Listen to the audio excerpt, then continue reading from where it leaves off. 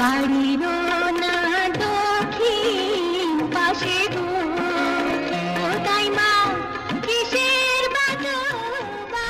বছরের কিশোরের সঙ্গে পালিয়ে গেলেন 40 বছরের গৃহবধূ।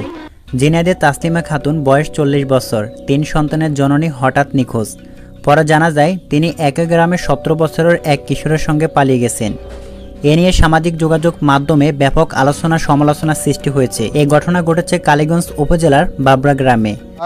গ্রামের তার বয়স 17 বছর। অনেক দিন এরা সম্পর্ক করে কেউ জানে না, এরা নিয়ে চলে গিয়েছে কোন জায়গাটা, এখন কোনো সন্ধান নেই। আমাদের বৌমা হয়, ও ভাগিয়ে নিয়ে চলে গিয়েছে। ওনার আমার বৌমার সন্তান 3টে।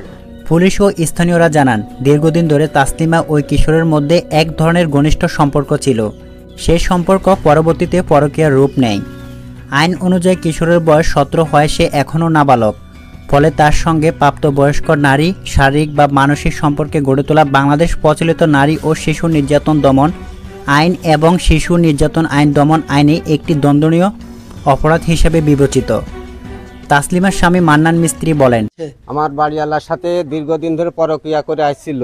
এর জের ধরে গত 12/7/2025 তারিখে সকালবেলা ভোরের দিকে আমার বাড়িওয়ালাকে নিয়ে নির্দেশ। গত 11 জুলাই রাতে আমার স্ত্রীকে একাধিকবার ঘরের পাশে ওই কিশোরের সঙ্গে ঘনিষ্ঠ অবস্থায় দেখতে পাই। এরপর 12 জুলাই ভোরে তারা বাড়ি থেকে পালিয়ে যায়। আমার 3 শিশু সন্তানকে রেখে চলে যান আমার স্ত্রী।